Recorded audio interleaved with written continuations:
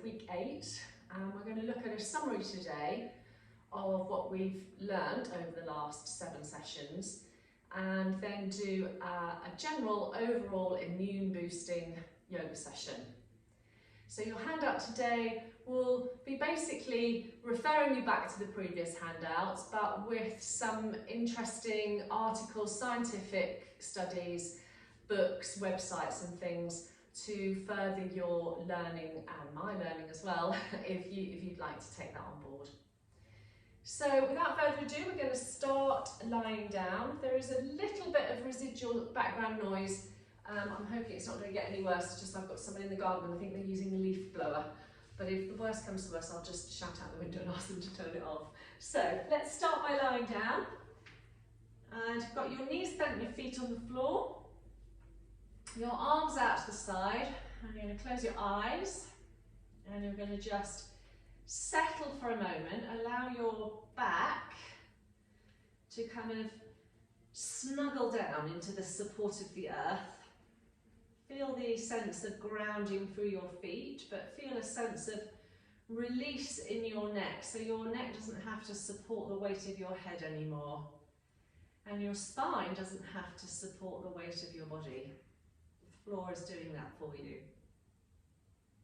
Have a little momentary check from head to toe as to how your spine is feeling, how your hands and feet and legs and arms and neck and shoulders are all feeling. And then connect in with your breath. And just invite your breathing to slow down a little until you feel that it's found its natural equilibrium. So I talk a lot about the balance between effort and effortless in what we're doing. The yin and the yang. There's no point in trying too hard because we end up taking in more tension or creating more tension. But there's also little point in wandering off thinking about lots of other things rather than engaging your mind within the experiment of the yoga pose that you're doing at that particular time. So as the breath slows down, we hopefully step off our hamster wheel, we unplug our USB port that attaches from the back of our head into the Internet of Thinking. We disconnect that and instead we connect in the body-mind connection. So we're going to allow the legs to slip away. We're going to sweep the arms up above us, link the fingers together. Oh, we're going to stretch and possibly yawn. Try and make ourselves at least another centimetre taller. And then gently and slowly bring the arms back down beside you. Bend your right knee and take your hands around the front of that right knee and just hug it in towards your chest. So our warm-up today is based on the lymphatic system. We will do some other poses that look at the lymphatic system, but remember we've also looked at the respiratory system, the endocrine system, the digestive system. We've looked at the influence of sleep and stress and the environment on our immune systems. So if you're able to draw the chin to the chest and bring your head up towards your knee, and then release the head back down. Unfurl that left leg, so maybe just rub behind the back of the thigh to warm up that hamstring. But if you hold just below the knee for a moment, I'd like you to work some kind of movement through the feet and the ankles and the toes. So the lymph glands are situated in the major junctions of the body, so we have them in the ankles, we have them behind the knees, we have them in the groins. And what we're trying to do is to get that lymph to move and to flow, because unfortunately if we don't move, the lymph doesn't move. So particularly redirecting it from the feet where it tends to accumulate down into the pelvis, and then obviously when we come into an upside down position we'll move it from the pelvis down into the head, neck and shoulders. So once you've moved the ankle and the toes to your heart's content, you've got the right foot flexed and you're just going to gently hug that right leg towards you, keeping your legs straight. So a little bit more stretch on the hamstring. And then we'll swap that over, so you'll straighten the right one along the mat, but you'll bend the left one, the left knee in, hold that with both hands, just gently squeezing that towards the chest. As long as you keep the shoulders relaxed, if it works for you, you can bring the head up towards the knee. And as we do that, we're squeezing the lymph glands in the throat, working particularly into the thyroid as well, and the endocrine system at the front of the throat.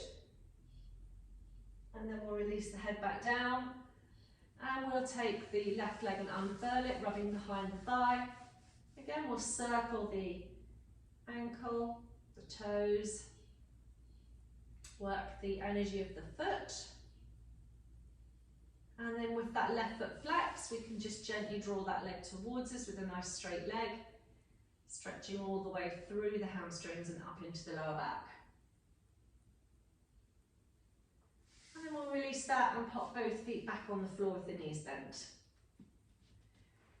So we'll just open up the front of the pelvis and move the lymph from the pelvis down into the chest and the head, neck and shoulder area by coming up into bridge pose. So as we inhale, we're going to push the knees forward and press the feet to the floor. Lift the arms and the bottom up. So at the end of your inhale, you've got your bottom up and your arms up above your head with the backs of your hands on the floor. As you press your knees forward, you'll feel that lovely lengthening and opening through the pelvis. The lymph is moving down now from the pelvis where it may have accumulated if you've been sitting, and down into the chest and the armpits and into the neck. When you're ready to exhale, a nice slow, relaxed exhale brings you down one vertebrae at a time, and the hands come back down to the floor. We're going to repeat that again. So as you inhale, you're pressing the knees forward, press the feet to the floor, you lift your spine very gently and very slowly up with the arms as well. So again, the thyroid here, as we bring the chest up towards the chin. And then when you're ready, the exhale, slowly, gently lowering it down. Let's do it once more. Inhale, coming up, so I'm fighting with my necklace. All the way up to the top. And then the exhale, slowly, gently calming down.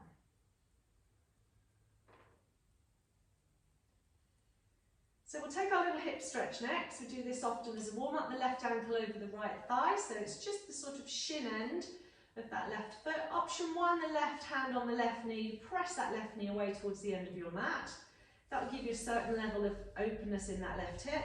Option two, you pick up the right thigh and the right foot will come off the floor. And you gently squeeze that right thigh towards you. Your left foot is flexed. You're trying to relax your shoulders here and draw your chin down, so you're not forcing anything. Again, I'm going to refer back to the effortless effort, and you will know at what degree of effort you need to feel a stretch through that left hip.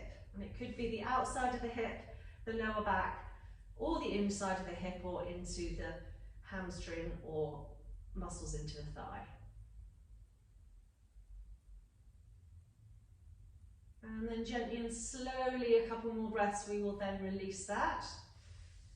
And stop the legs the other way, so the right ankle crosses over the left thigh. Option one, the right hand on the inside of the right knee, pressing that to the end of your mat. Option two, picking up the left thigh with both hands and gently and lovingly squeezing that left thigh towards you.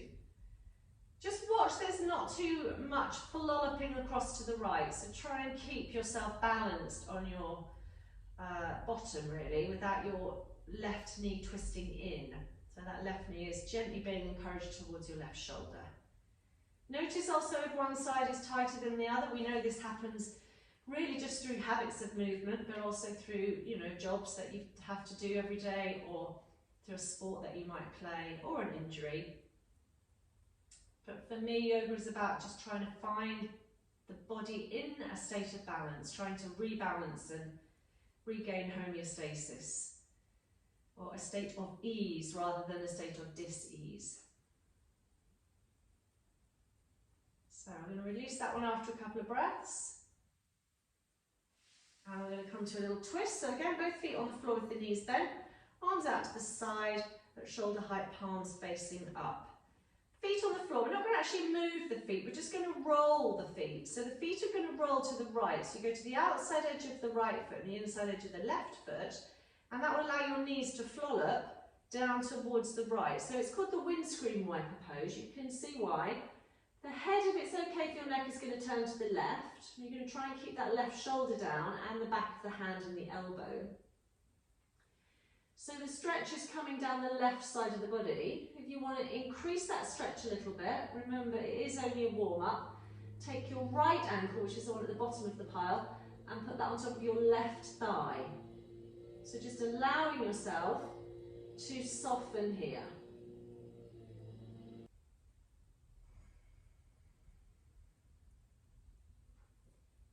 You should be able to feel that stretch now all the way down the left side, and maybe a little bit more into the outside of the left thigh.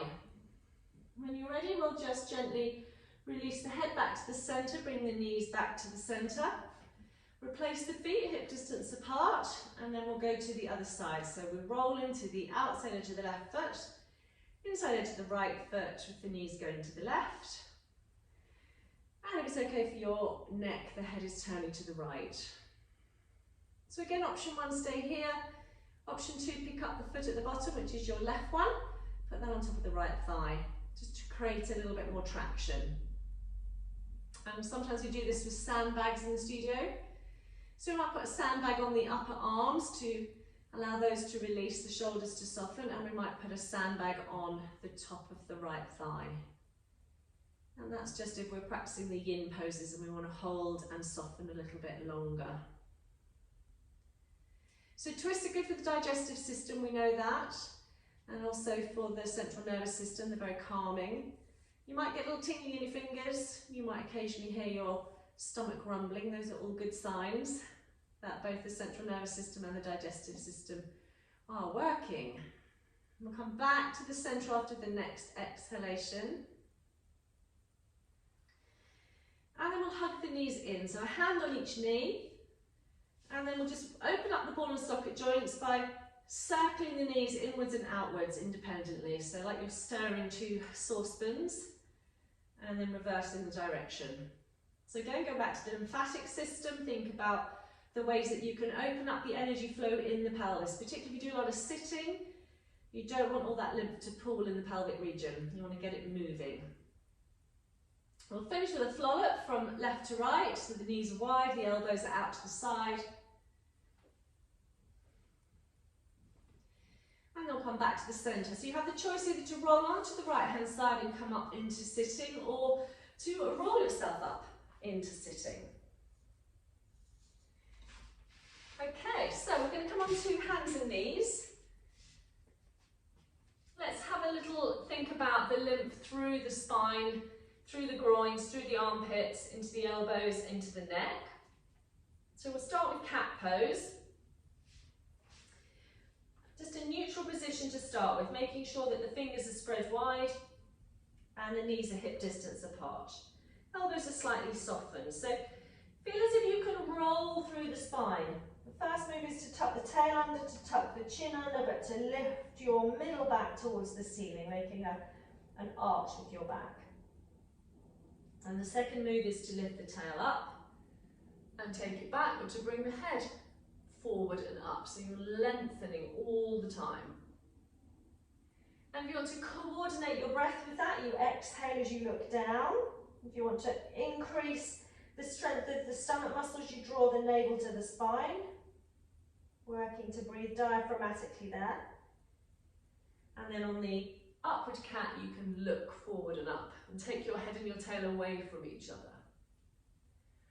But you can also explore the sides of cat pose, so you can do the same movements but leaning to one side.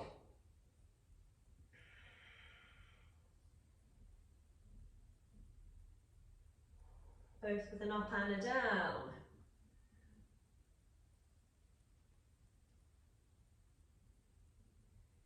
And then I might come back to the centre and do another couple of straight cats. Or was it the stray cats? Wasn't that the stray cat shuffle? I'm showing my age now. So we're going to go into the downward facing dog in a moment, but in the downward facing dog today we're going to again add a bit of a lymph pump into it. So we're going to try and take one leg up in the air and work into the ankle. So just be careful as you do that you've still got the weight evenly distributed through your hands. I'm going to take my feet and my hands slightly wider, so my little fingers and my little toes are coming off the edges of the mat, but the rest of my hands and feet are on the mat. You're going to be lifted up from your tailbone, and you're going to look down in between your feet. And the first thing I'm going to do is to move my head slowly. There's no tension now within the neck because it's not having to support the weight of my very heavy head. So I can really release my neck. There's not a lot of movements we make generally with the neck. It can get quite stiff. And then I'm imagining I'm being lifted by my tailbone, really by my waistband up towards where the ceiling and the wall joins. And I'm allowing my toes to lift a little bit and pressing my heels down but keeping my shoulders relaxed. And then I'm going to try to lift one leg all the way up in the air. And I might even kind of cock my leg. We've called this the dog wing up the tree before, and then I might circle my ankle. So I'm really getting all that lymph moving again. From the ankle, down through the knee, into the groin, all the way down into the chest, the lymph glands in the chest, into the armpits, down into the neck. And then if you need to come onto both knees and regroup before you do the other side, you can. And I'm going to go straight away and take the other leg up, cock the leg, and circle the ankle. Watching where the weight is through your hands. Try not to lift the knuckle bases of your fingers and press down through your fingertips. Back down onto both feet. We'll save it today for doing both legs together. I think we'll save that for another time. Come onto the knees when you're ready. And then what I'd like us to do a little bit differently in child's pose to finish this warm up is to take both the knees and the edges of the feet to the edges of the mat and have the hands at the edges of the mat. I'm going to walk my hands forward and take my forehead to the floor. But I'm now going to try keeping my forehead on the floor to draw my bottom back in between my heels.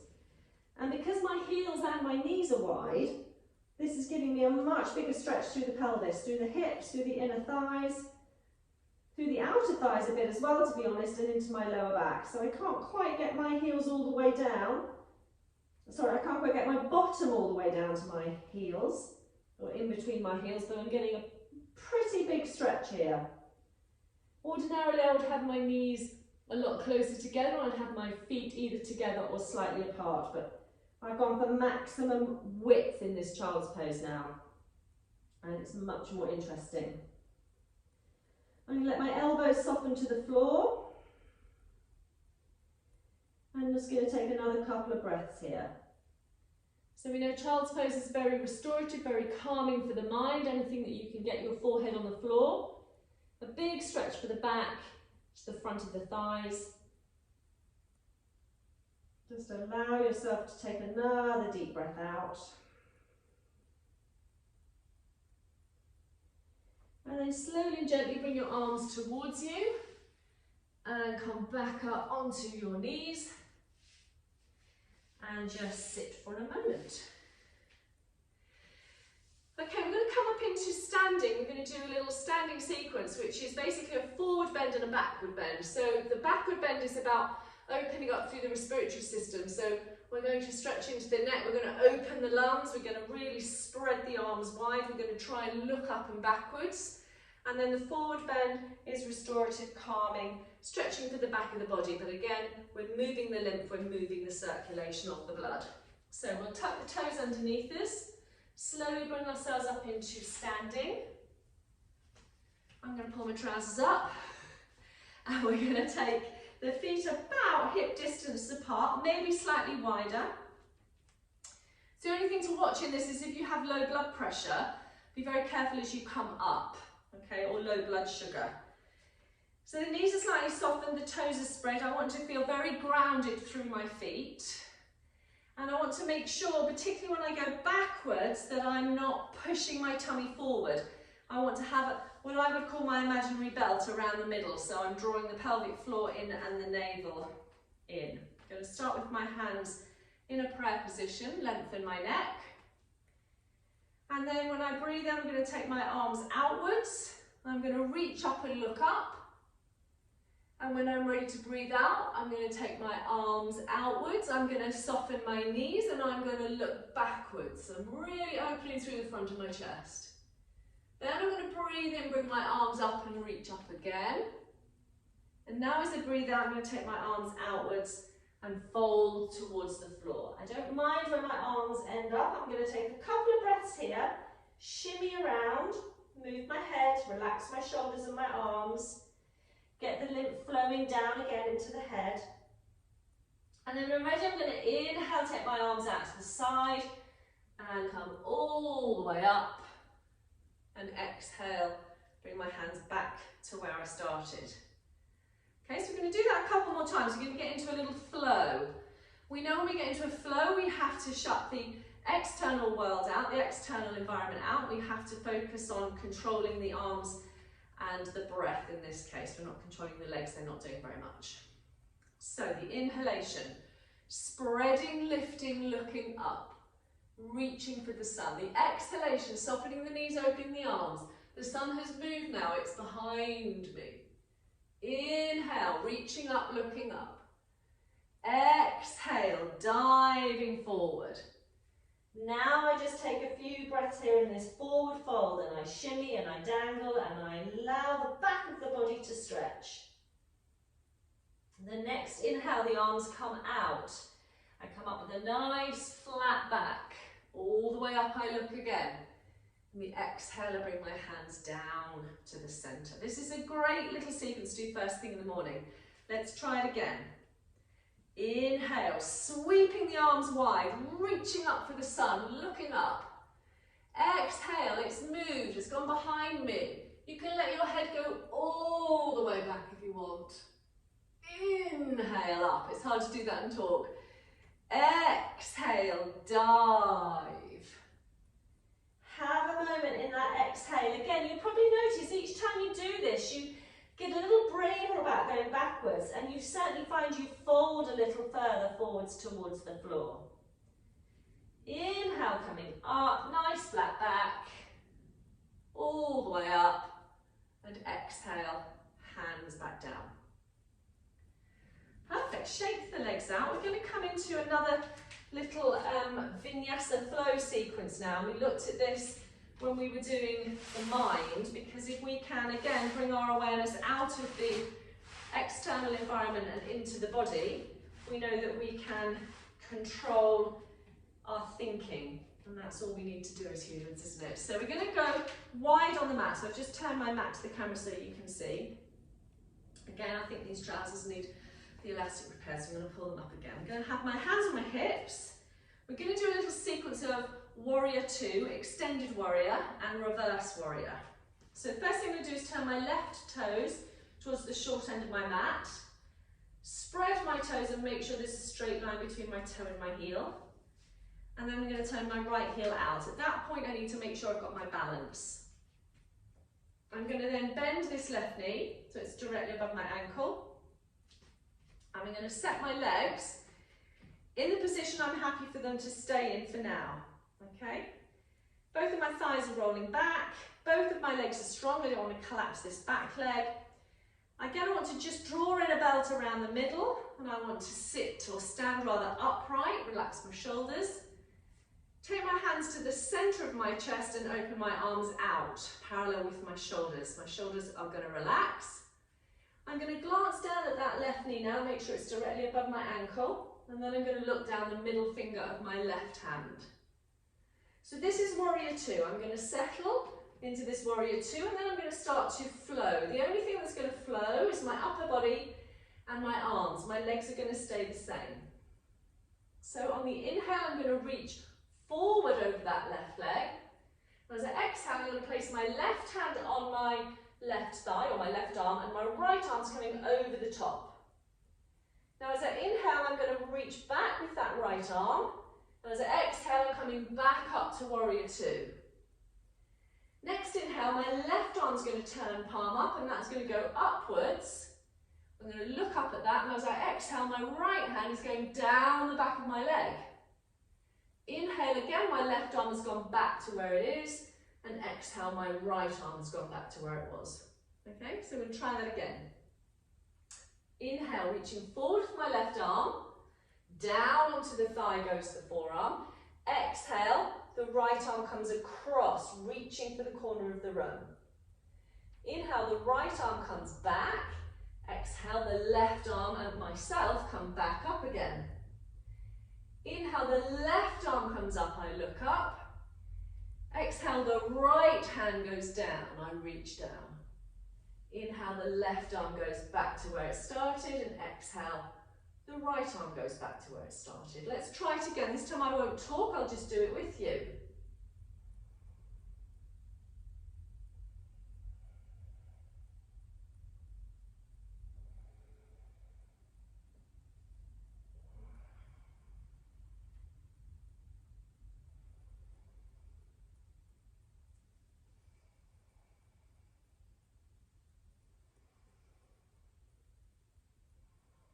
So we're going to do it one last time, but we're going to try and do it with our eyes closed. That's just an option, okay?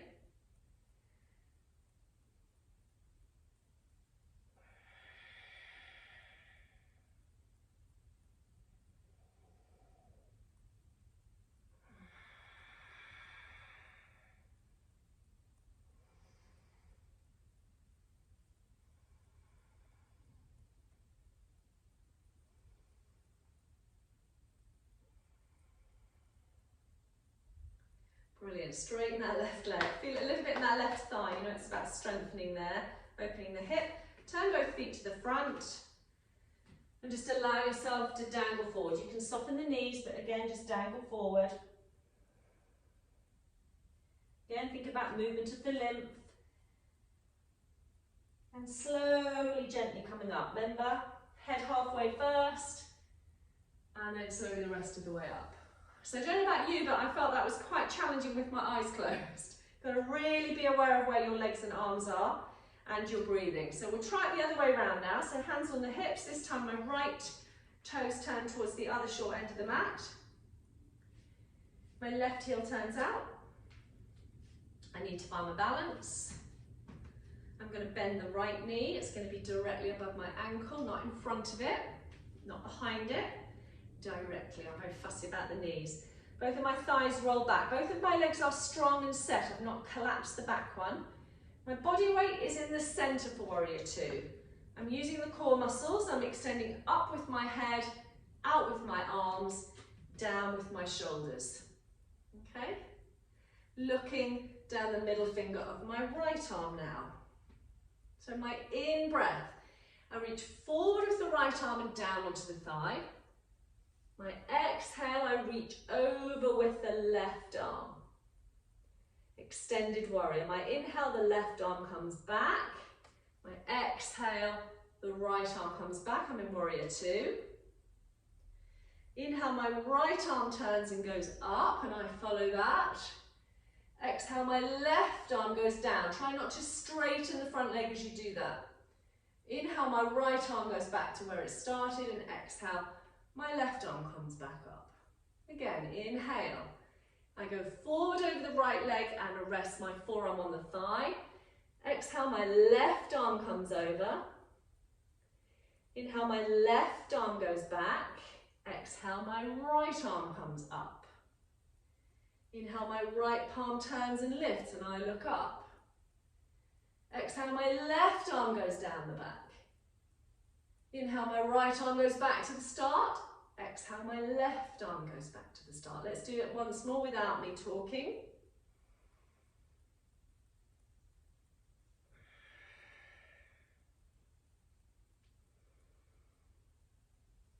Legs are staying completely still.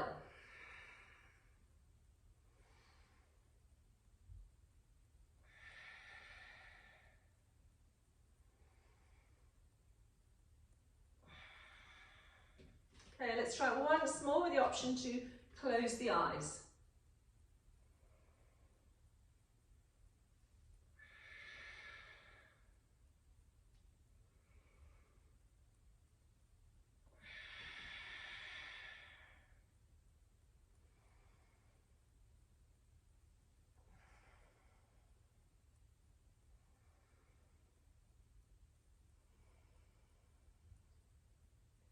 Brilliant, open the eyes, straighten that right leg, turn both feet to the long edge of your mat, fold forward once more. Have a little shimmy there. From this point, walk your hands slightly forward, bring your feet in a little bit, come onto your knees. And I think we can lie on our fronts, please, next. I'm just going to move my mat back round.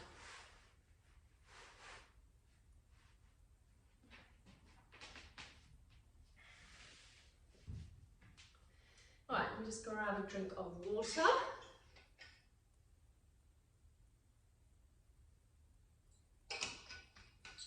Okay, so you're lying on your front. We're going to work on a back bend, which is going to open up the respiratory system, so open up the lungs. We know the more we improve our posture, the better we can breathe. The better we can breathe, the more positive effect that has on our immune system.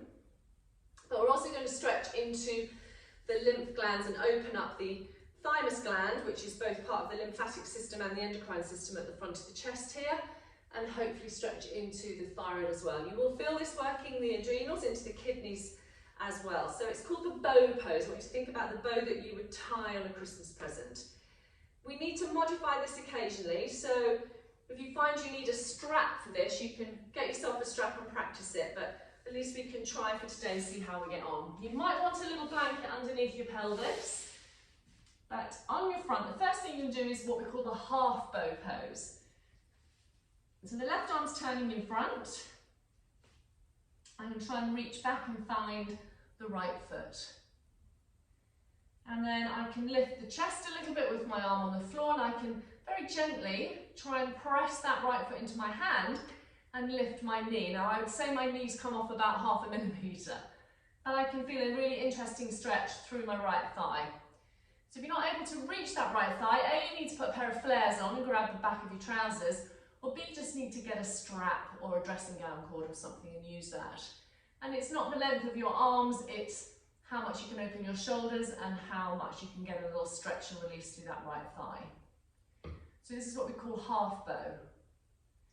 Let's swap over and try that on the other side. So the right arm comes in front for support. I reach back with the left hand for the left foot, and then have the option to lift the chest and try and press that left foot into my hand and try and lift the knee 1 millimetre or so off the floor. Lovely. Come back onto your front for a minute. Bring your forehead onto the back of your hands. So we know that back bends get the heart rate going a little bit faster, particularly the bow pose. You just have to watch if you have got a heart condition, you don't want to overdo this pose. So I would stay with half a bow rather than doing the full pose. But it does increase the blood flow into the chest. So the second version is the full bow. As a beginner, I couldn't do this at all. I thought it was the most ridiculous pose I'd ever seen, but we'll have a go. I'm okay with it now. So I take both hands onto both feet. So if you're not able to do that, you could use a strap, but I think you'd be better off going back for your half bow. So I start with my forehead on the floor here, and I'm gently trying to press my feet into my hands, and then allow my head to lift. And if I'm able to, try and allow my chest to lift. Depends on the size of your chest as well. And then I try and lift my legs as well. So I'm trying to elevate the body off the floor, which is basically stretching the front. You'll notice as I breathe out, I sink down. As I breathe in, I come up. You may end up rocking here. Looks a bit weird, but very good for your digestion. And then slowly release your feet. Bring your arms back in front and place your forehead on the back of your uppermost arm. And I'm pretty sure you can feel now that your heart rate is a little faster. And I should really clarify that by saying the very first yoga class I went to, the teacher demonstrated that bow pose, and she was rocking like a rocking horse on her stomach on her mat. I couldn't even hold one foot, let alone both feet. And I said to myself, I don't think yoga's for me really. I just don't think I can do this. But whatever we resist persists. So I kept going.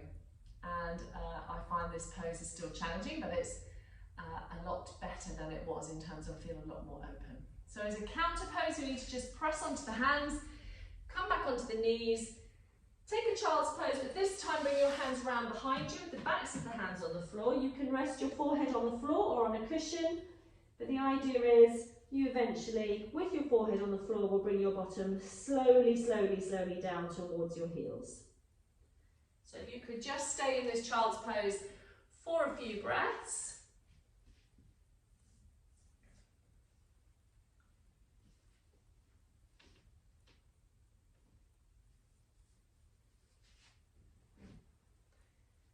And then I'd like you to take your time to slowly come up into sitting.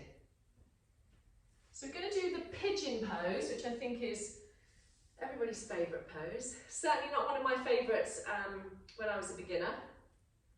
Pigeon pose is great at opening up the lymph glands in the pelvis, in the hips, but it can be a back bend, it's definitely a hip opener. For me, it's about dealing with interesting sensations, interesting situations, and trying to get through what may seem like a never-ending challenge by breathing. Okay, so in terms of stress relief, I think if you can cope with the pigeon pose, you can pretty much cope with anything. So we're going to come into it from the downward facing dog, if that works. I'm going to show you two ways. I've just got a blanket there to rest my foot on. You don't have to have that. So option one is I come from the down dog, I bring that left leg up and I bring that forward and I place that leg on my blanket, and then I try and slide my back leg away. Now, I might end up falling to one side. It's not the end of the world, and it also doesn't matter if that heel moves, but I'm aiming to come into this position and coming onto my forearms. If that doesn't work for you, I would start sitting in what we would call a deer pose or a half pigeon, and just coming forward from here, so the back leg is actually bent. So if you'd like to come into your version of pigeon, the idea is I'm trying to keep my left foot at a right angle, but it wants to kind of sneak towards me. And then I'm coming onto my forearms. If that's enough for you, you'll probably put a cushion in front of you and just rest your head on a cushion. If you feel you can slide your back leg away a little bit more, you may be able to get your head onto the back of your hands. Or you may be able to get your head onto the floor. And I'm going to invite you to settle into this pose now. So this is now a yin pose, which means once we're in the initial position, we just become that silent observer. We go into the breath. We allow the exhale to be the most dominant focus. We allow that exhale to soften and to lengthen, to slow down, and to give us this sense of releasing somewhere within that left hip. If you're feeling any pain in the inside of your knee, I need you to adjust that left leg. There should be a pretty interesting sensation somewhere in your left buttock and inner thigh and outer thigh. And that may come up into your back. And if you've got your right knee bent, that's absolutely fine. Otherwise, you are trying to straighten that right leg out and bring more of the front of your right thigh to your mat. You can do this pose with a bolster behind your thigh or behind your left heel or a cushion there. But in this instance, we're just using the mat and a little blanket for padding underneath that left leg. So about halfway, I'd like you to try and relax your shoulders, ungrit your teeth. Close your eyes, soften your jaw. Soften your throat and your shoulders again. And just allow yourself to breathe. Noticing again, the slower and the softer your exhale, the more you feel the subtle changes in this pose. It can be quite intense, but if you really, really tune in, you'll notice that those sensations just move. They never stay the same. Nothing is permanent. The longer you stay in this position, the more open you will feel afterwards. So maximum, I would say, would be 6 to 7 minutes in this pigeon. We're just going to do a couple of minutes, so we're just about ready to come out, but you can always stop the video and hold it with a timer for 7-8 minutes and then swap sides. But we'll come out now very slowly. If you want to come back into the down dog, you can, or you can just flollop out of it. So if you're back in the down dog, you take the weight to your hands, you tuck your back toes underneath you, and you fly like a pigeon, that left leg up in the air. And then you bring that down onto the floor. So you're back in your down dog. Your right leg now comes up and you swing that forward. And you may have to adjust the foot and adjust the blanket to get yourself into pigeon. You may flollop on this side, it may be tighter on this side. Again, it's not the end of the world. You can start sitting with the back knee bent and just come forward from here. You might have some cushions or bolsters in front of you.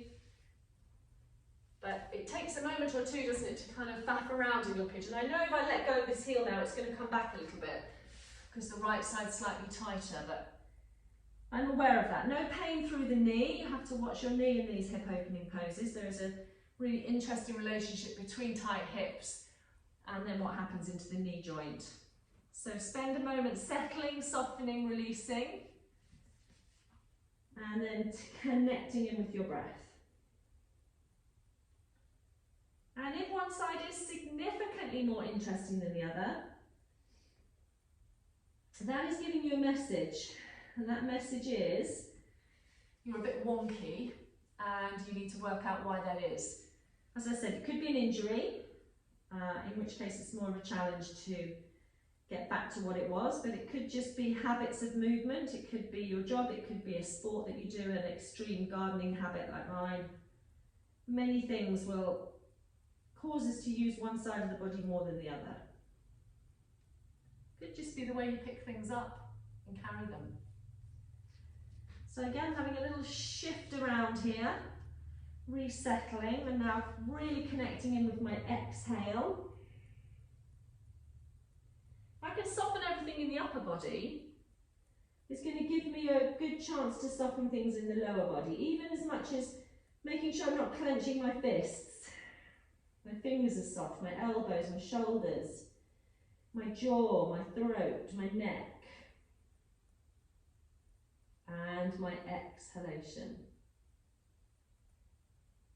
And I feel it in a slightly different place on this side because I know I'm right side dominant with my extreme gardening habit, and I have to try and change that. But the older I get, the more stuck in my ways I appear. So perhaps I need to stay on this side a little bit longer to give it a chance to soften. Just breathe your way through it. Every exhale is a step closer to release.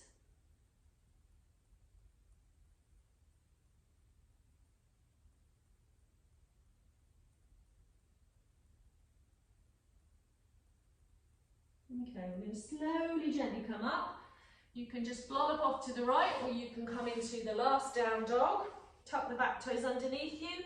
Fly the right leg up, give it a little shimmy around, and then bring that to the floor and come back onto your knees. Okay, we're going to do a lying twist now, slightly different to the one we did in the warm-up. So we'll be on our back. Nice and slow, come down for a moment. Hands still out to the side at shoulder height with the palms facing up, so you look like the letter T as you lay on the floor here. So as we said earlier, twists are very good for the central nervous system. They're about unwinding, about letting go, but also very good for the digestive system, stimulating the digestive organs. So we're going to bring the left foot in, and I'm going to lift the left foot up, and my left knee is quite soft. I'm going to take hold of the outside of that left knee with my right hand. I'm going to turn my head to the left, and then I'm going to roll slightly across and just let this left knee come across the body and the foot and let them dangle. Now, as I've said before, there are not any right or wrong ways to do yoga poses. There are things that I think will be unhelpful and unsafe, and that's my job as a teacher, if you're in the studio here with me, to point out to you and to help adjust you. But you've got to discover whereabouts along this left hip and shoulder you feel tight. So I could bring my knee up a little higher, I could drop it down a little lower, I could straighten my leg a little bit more and bring my foot up a little higher or a little lower. I need to judge whereabouts that leg wants to dangle. It might be that my big toe comes to the floor. It might be that I roll my right foot so the outside of my right foot comes to the floor. It would be significantly more challenging if I didn't do that and I kept my right toes towards the ceiling.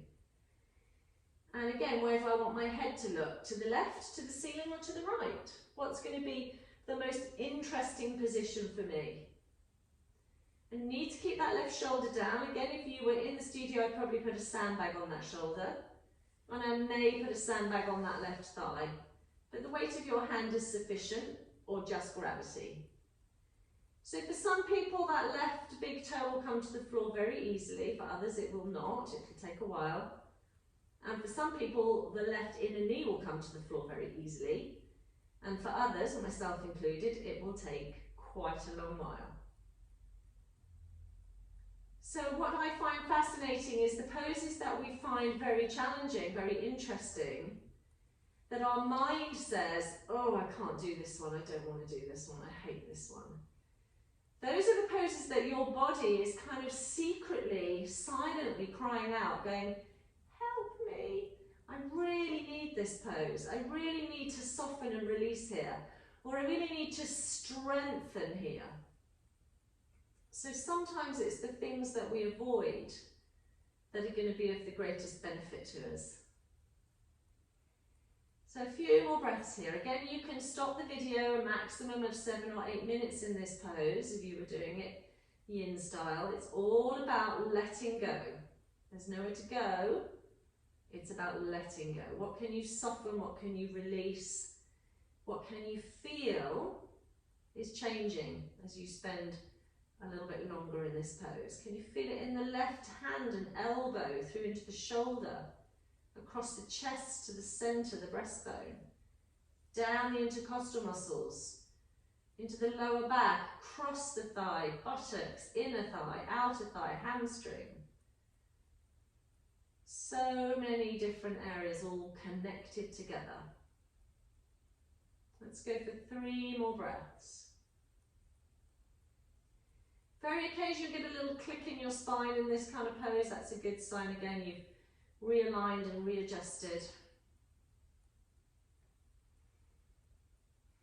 After your 3 breaths, be very careful how you come out. Bring the head back to the center. Maybe move that left arm in. Pick up that left leg with both hands. Bring it back to the center. And straighten that left leg out for a moment. I'm hoping the left side feels different now to the right. It certainly does for me. It feels a little bit more open. You've pretty much worked out we're going to do the right side again now. So the right knee comes up. I've got the right arm out to the side. I'm going to hold the outside of that right knee with my left hand. I'm going to lift my right buttock off and draw that right knee across to the left. I need to keep my right elbow and hand down, so imagine there's a sandbag on your upper arm. And I'm going to start to decide, do I want the right knee up more towards my chest, do I want it down more towards my left knee? Do I want the right leg straight or bent or halfway? Where can I start to find the place that I need to be in this pose? So what is it going to be that you need today in this pose, in this moment? Because every time you do a yoga pose, it's completely different. It's similar, but it's not the same. Because you are not the same. Your environment is not the same. Change is the most constant thing in our life, and it's how we deal with that change that makes us the person that we are. So we start to settle now onto this right side. Again, we might notice the tingling in the fingers, the rumbling of the digestive system, the occasional adjustment through the spine. slowing the exhale down. Listening to all the connections. What happens when I soften my jaw? What happens into my right shoulder? What happens when I press the back of my hand and my elbow down? What happens when I adjust my right leg? What happens when I take a really deep, slow exhale and put a little bit of weight through my left hand? Have I let my left foot roll out? What happens if I try and bring the toes back up? All the time exploring. And that's what we tried to do over the last 8 weeks, explore all the different systems of the body and how they are all interconnected to each other, but how they are all connected into the immune system, and how the environment that we live in externally and internally affects our immune system. So as I say, it's all about constantly readjusting, looking for that homeostatic state, that state of ease rather than dis-ease. And there is no one answer, because we are all unique, and every day we find ourselves in unique circumstances. Let's go a few more breaths here.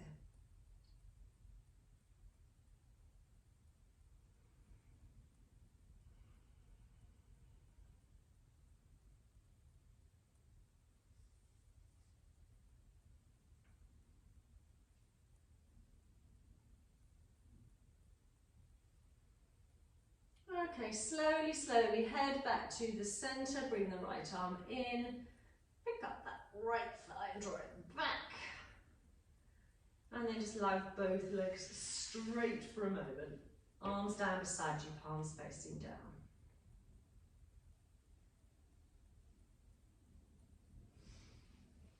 So we'll see how much time we've got left. We're good for time. So the last pose that we're going to do, I'm going to give you the choice of putting a bolster or a couple of cushions underneath your bottom and lying in a supported bridge pose, or taking your mat to the wall, sticking a cushion, a small cushion under your bottom and lying with your legs up the wall. So I'm going to go for a bolster underneath my bottom, maybe a blanket just underneath my head. So I'm creating an inversion, but it's a supported inversion. So my bottom is higher than my head and my heart. And I'm going to give you a couple of options. You can have your feet on the floor if you're in this version, or you could, with your knees bent rather, or you could straighten your legs out.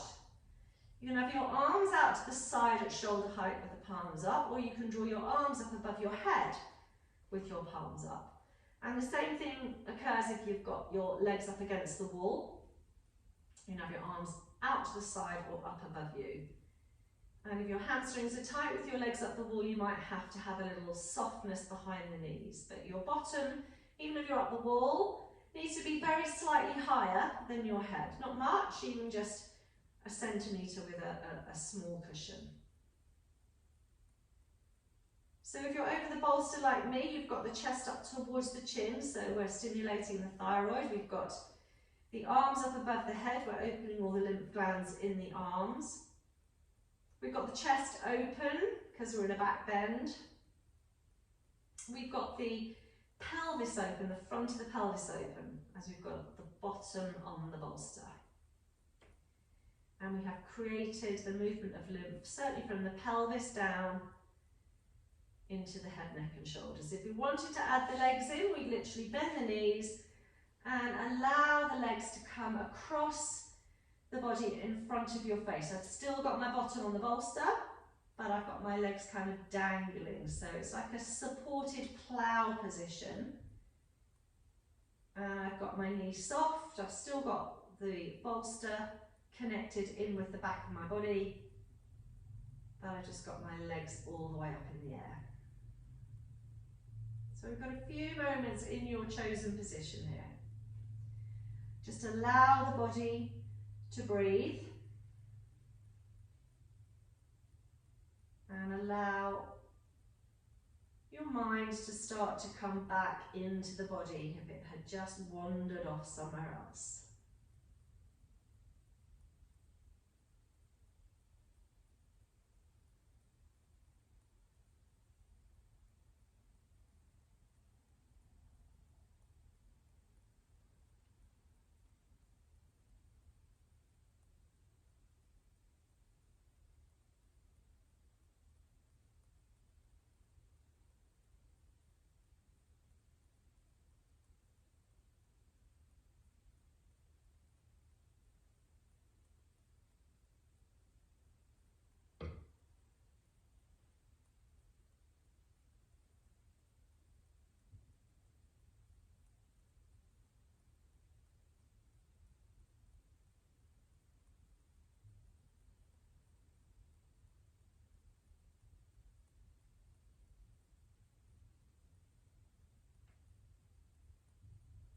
Let's go for a few more breaths, particularly if you've got your bottom now and your legs above your head. You're added in a little bit of movement through the digestive organs as well. So you've got lymphatic, digestive and endocrine system.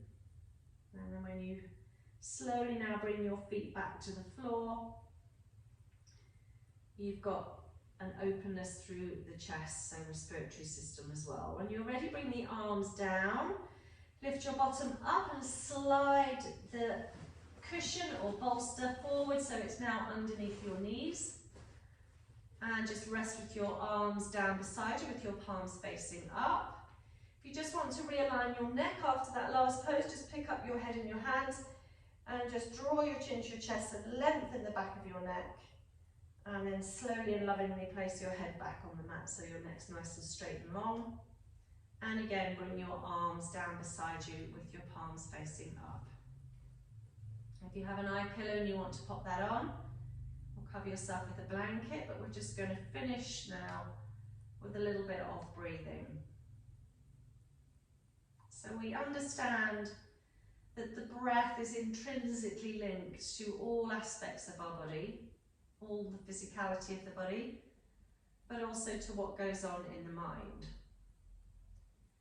And there are three elements of the breath I'd like you to learn to work with. The first one is the volume of breath that you take in. It needs to be reduced. We are a nation of over-breathers. So we need to be breathing in through the nose, and we need to be breathing in very lightly. There's hardly any turbulence at all as we inhale through the nostrils. We don't need to feel as if we are trying to maximize each inhale. That can do us more harm than good. That lightness of inhale is all we need. As we do that inhalation, we want to direct the inhale into the lower part of the respiratory system. We want to be breathing using the diaphragm. So on that inhale, you will feel the belly very gently rise. And on the exhale, you will feel the belly gently drop. The rib cage may expand outwards or upwards or backwards on the inhale, but it will contract inwards on the exhale. The upper part of your chest, around your collarbones, that does not need to move. We are directing that lightness of air down into the diaphragm. We know that diaphragmatic breathing will help with back pain. Diaphragmatic breathing will stimulate the vagus nerve, and that will allow us to go into the parasympathetic nervous system, into rest and digest. But the third thing we need to learn to work with our breath is to control the speed of our breathing. On average, in a normal routine day, we're probably breathing at 10 to 15 breaths a minute. If we're stressed, it's going to be 15 to 20 to 25 breaths a minute. But to truly relax, to truly slow down, and all of the positive effects that has on our immune system, we want to be breathing at 5 breaths a minute. That is the relaxation response threshold. That's when we go into rest and digest. Restore, revitalise, renew. And that's 6 seconds to breathe out. And 6 very light breaths of 6 seconds in. So we have light breathing, we have deep breathing, we have slow breathing. And the more we can train the mind to focus on that breath, the more we can train our mind to focus on other things that are important. We step out of the external environment and we move to the internal environment. Just allow your body to breathe.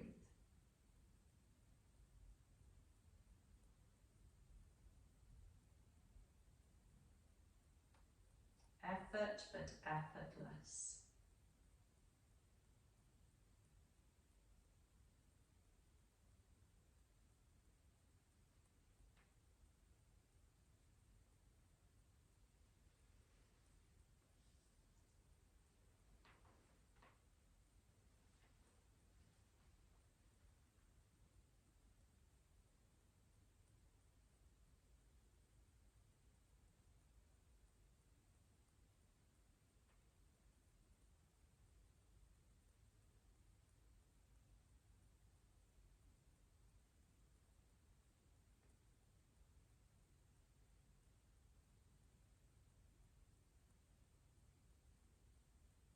So when you're ready now, very slowly and very gently, bring your awareness back into the space, into the room.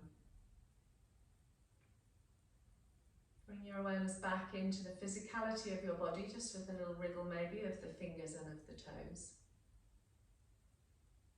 And then intuitively, using that 6th sense, decide what's the best restorative and revitalising move to make. It may be a stretch, it may be a hug of the knees, or it may just be a gentle flollop off to the right hand side.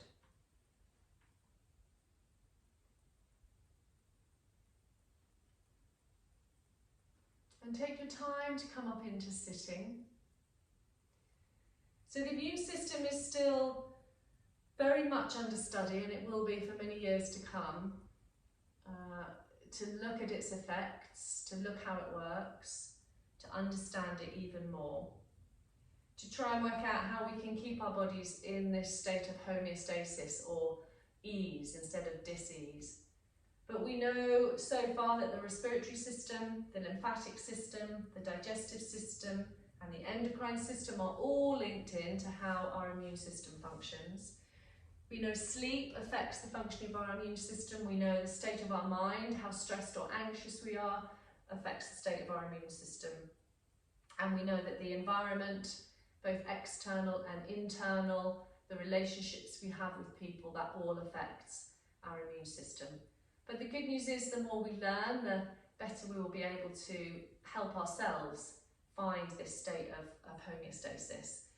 So hopefully you've got some complementary medicine suggestions, some home remedies, some nutrition, some breathing and some mindfulness techniques, and I will put a summary handout together with everything else I've forgotten about, and please feed back to me how you found the course, and hopefully we'll do another one in the next few months. So I'm going to end the recording now. Namaste, thank you very much everybody, and hope to see you again soon.